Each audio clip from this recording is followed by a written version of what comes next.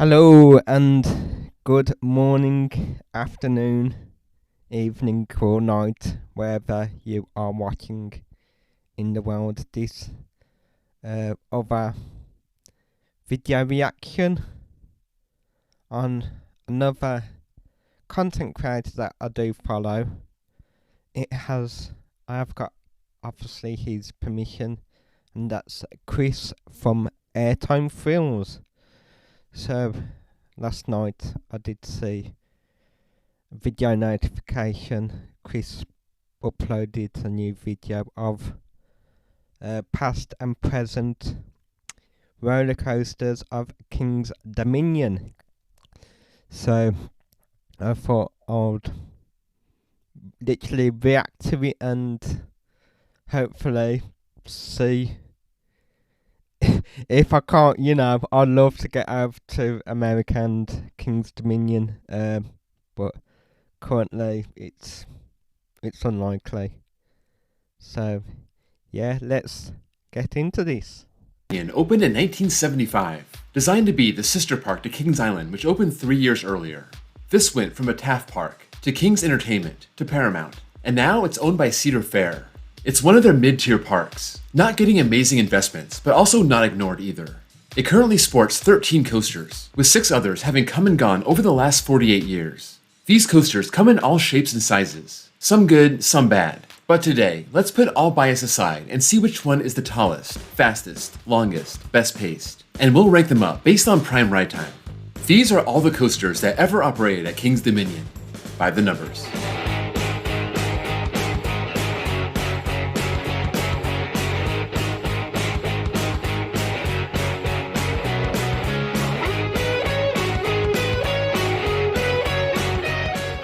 If you're new to the series, prime ride time starts when the front car starts picking up speed off the lift hill, and it ends when it hits the final brakes. For launch coasters, the clock starts when the launch starts. Mid-course brakes are left in, but if they slow the train down too much, it will extend the ride time, but it will also hurt the pacing. With the help of Google Maps and the Pythagorean theorem, I was able to take out the lift, station, and brakes from the overall length, so the number on your screen will not match what you see on RCDB. In 19th place with 10 seconds is Great Pumpkin Coaster, an E&F Miler Kiddie Coaster. This opened as Taxi Jam in 1997. Wow, so Chris, wow, he has done his research, and wow, I certainly didn't know anything about this, but well done, Chris. Loving it so far. The same kids coaster Kings Island got back in 1992. It stands 8 feet tall and goes through an oval layout with some very small hills, hitting 10 miles per hour over the 144 feet of track, covering about 14.4 feet per second. All of that is good for last place. They do have a Wild Mouse, but even that has better pacing than Great Pumpkin Coaster.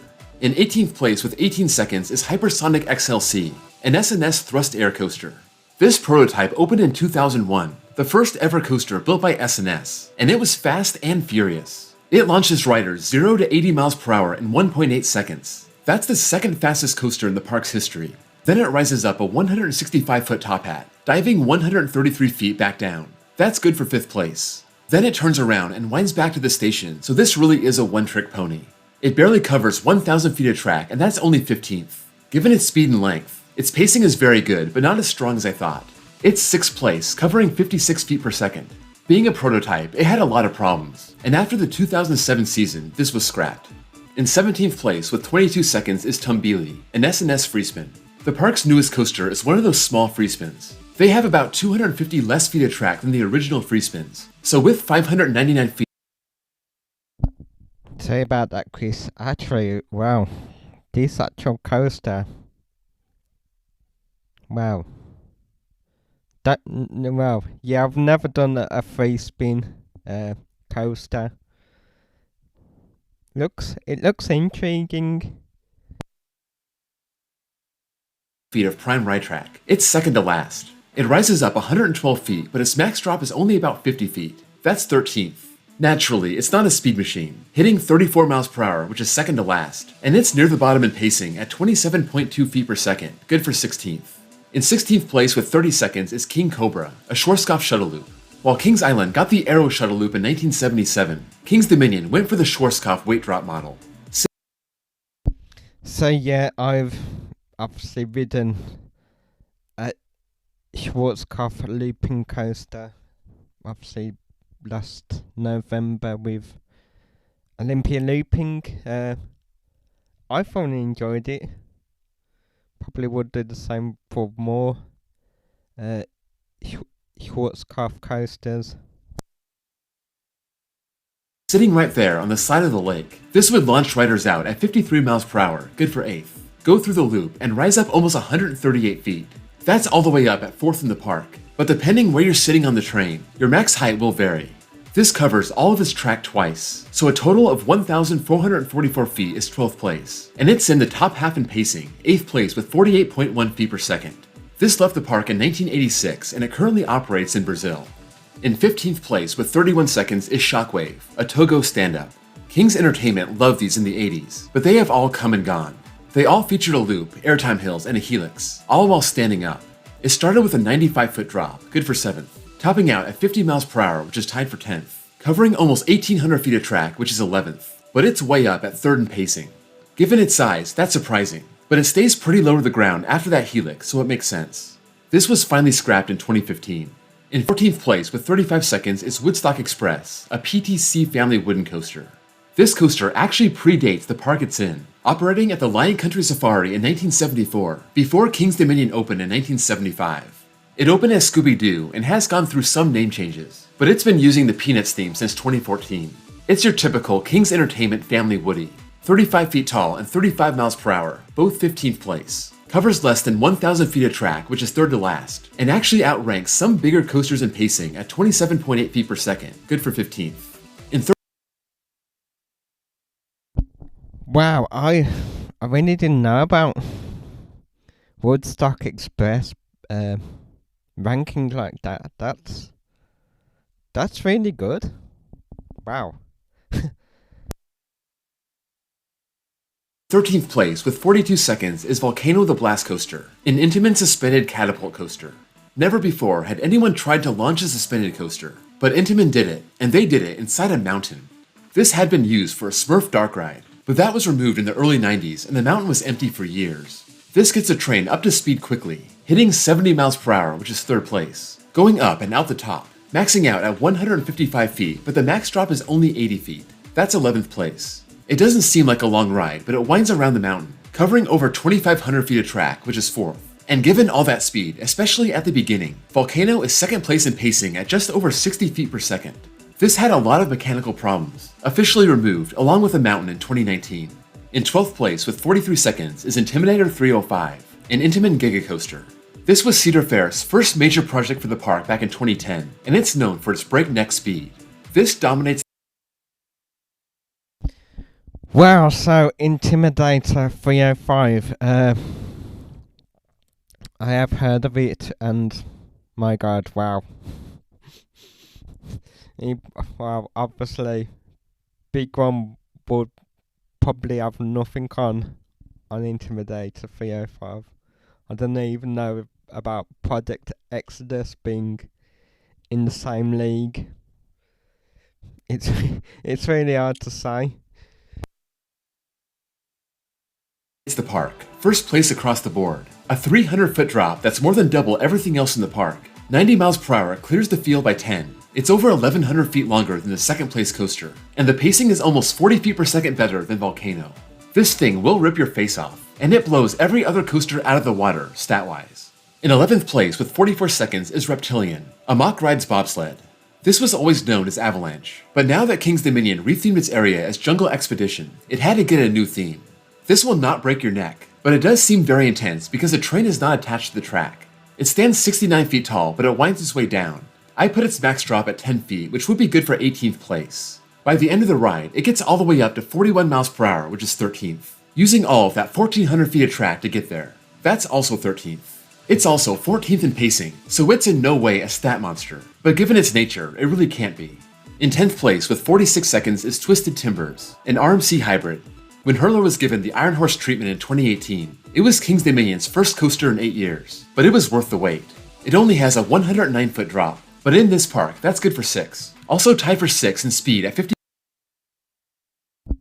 Wow, I'm loving the look of Twisted Timbers. My God, wow. I really, I'm speechless. Literally. 54 miles per hour. Up in 3rd place in length at almost 2,600 feet, going through its double out and back layout, and it stays low to the ground into those sharp camelbacks and inversions. That's 4th place at 56.3 feet per second. In 9th place with 48 seconds is Hurler, an International Coasters wooden coaster. Opening in 1994 as part of a new Wayne's World section, this wooden coaster had a pretty long double out and back layout before being shut down in 2015 to be converted to Twisted Timbers. RMC added some height, as Hurler only had an 83-foot drop. That's 10th place, hitting 50 miles per hour, which is also tied for 10th. It's about 100 feet behind Twisted Timbers when it comes to prime ride track. That's 5th place, and given its low-to-the-ground layout with small hills and low turns, it's no wonder it's in the top half in pacing at 51.7 feet per second. In 8th place with 49 seconds is Backlot Stunt Coaster, a Premier Rides launch coaster. Paramount's final coaster at 3 of their parks was this Premier Rides clone, opening as Italian job stunt track and being well-themed. It's a family-style launch coaster, so the stats aren't crazy. It uses LIMs to get up to 40 miles per hour. That's 14th. Rises up a 45-foot helix and drops down 31 feet. That's 3rd to last. And it covers a little over 1,800 feet of track, putting it near the middle in 10th. The ride actually has 61 seconds of ride time, but I take 12 seconds away because of that pause in the middle. The train stops and a helicopter shoots at you and you see an explosion, and then the ride continues. I took this out of the ride time, so that helps its pacing, but it's still down in 12th place. In 7th place with 53 seconds is Racer 75, a PTC racing wooden coaster. This opened with the park as Rebel Yell, being renamed after the 2017 season. Taft saw the success of Kings Island's Racer and wanted the same thing for Kings Dominion. The two tracks are identical, just mirror images of each other, and this is a major out and back wooden coaster. It stands 85 feet tall, ranking 9th. It's up at 5th in speed and 6th in length, but because of that big turnaround, it's down at 9th in pacing. In 6th place with 56 seconds is Dominator, a B&M floorless. Cedar Fair moved this from Geauga Lake right after that park shut down. Officially, the first coaster the park got from Cedar Fair, and they got a good one. This is the world's longest floorless coaster, and in the park, it's 2nd place at 3,150 feet. Still, more than 1,100 feet behind I-305. Its height is no joke either. A 148-foot drop is also 2nd, hitting 65 miles per hour, which is down at 4th place. But it keeps that speed and has almost the same exact pacing as Twisted Timbers, finishing 5th. In 5th place with 57 seconds is Apple's Apple, a Mock Rides Wild Mouse. This opened as Ricochet in 2002, being rethemed when Candy Apple Grove was built in 2018, the centerpiece of that area being Twisted Timbers. Its neighbor is this very mild Mock Rides Large Park Wild Mouse, and you know it's a large park model because of that big first drop. At almost 50 feet, that's 14th place. It only hits 35 miles per hour, that's 15th place, and it slides down to 16th in length, still shy of 1,000 feet of prime ride track. These always have terrible pacing, and Apple's Apple is 2nd to last at 17 feet per second, still about 2.5 feet per second better than Great Pumpkin Coaster. Tied for 3rd with 58 seconds is Grizzly, a Taft wooden coaster. This opened in 1982 to replicate the Coney Island Wildcat, and Down to the top 3 now. Wow. it's set out in the woods. Even though it's a major wooden coaster, it's hard to see unless you're in the tower, and even then you can barely see it. It stands 87 feet tall, good for 8th, 9th place in speed at 51 miles per hour. It's a pretty long ride at 2,360 feet, but that's only good for 8th. Maybe it seems longer because it's so rough. It's also middle of the pack in pacing, a few feet behind its wooden counterpart, Racer 75. Tied for 3rd with 58 seconds is Anaconda, an aero looper. This stands 128 feet above the lake, but features an underwater tunnel with a 144-foot drop. That's 3rd place. It maxes out at 50 miles per hour. That's tied for 10th with Shockwave and Hurler. Despite all of that meandering after the brakes, it's not a long ride, only 9th in length at just over 2,100 feet. And speaking of meandering, it's no surprise it's 13th place in pacing, just barely ahead of Reptilian. In 2nd place with 60 seconds is Flight of Fear, a Premier Rides launch coaster. This opened alongside its sister coaster at Kings Island in 1996, and these were the first ever LIM launch coasters. It blasts its riders out of the station at 54 miles per hour. That's tied for 6th alongside Twisted Timbers. It covers 4 more feet of prime ride track than Grizzly, good for 7th. And while it twists around its compact layout of 4 inversions, it covers 39.4 feet per second, which is 11th. When it comes to these spaghetti bowl coasters, I've said it before, The weird maneuvering it has to do really hurts the pacing. In first place, with 67 seconds, is Galaxy, an SDC Galaxy. I bet nobody saw this coming. This original opening with the park in 1975, closing down in 1983. Wow, I'm really surprised. Number one being Galaxy. Yeah, Chris certainly surprised me.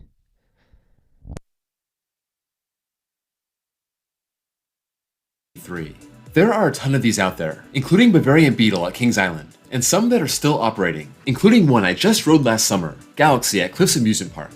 This stands 45 feet tall but only has a 32-foot drop. That's down at 16th.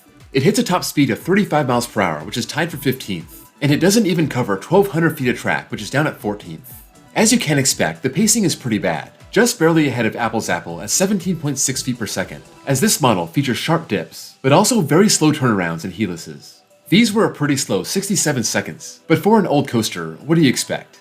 That's all for the Coasters of Kings Dominion, by the numbers. Let me know if anything here surprised you, or confirmed something you already knew. I figured i305 and the two extreme launch coasters would top the pacing list, but Hypersonic was down at 6, even behind Shockwave. I also thought that Anaconda was longer, but it's probably hurt by the very short first half. It hits the brakes after just 2 inversions. Before you go, don't forget to drop a like, and if you're new here and love coasters, please give me a sub.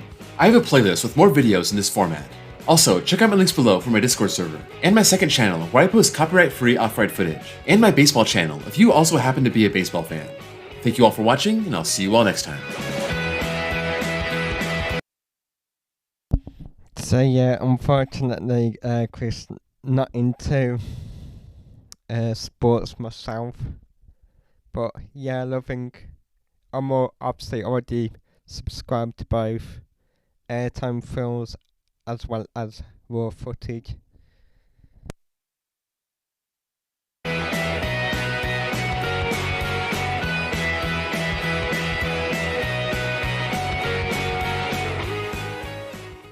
So yeah, that's well. I did enjoy watching this particular video of the Coasters of Kings Dominion. So yeah, that was a great informative video of Coasters of Kings Dominion. So I am gonna link obviously Chris's main YouTube channel, Airtime Thrills, along with this particular video, if you want, obviously check it out. And yeah, I believe, yeah, that'll be it, yeah. So if you did enjoy this particular reaction video, please do hit the thumbs up like button, as it really does help to get it pushed out. Please do comment as well what you thought of this particular video. And lastly, if you haven't already, please do consider subscribing to my YouTube channel, Dave's Adventures. I mean, currently it's in February, only next month when open season starts up again, and hopefully getting back to some more theme amusement parks. So yeah, until the next video upload, bye, and see you soon. Bye guys.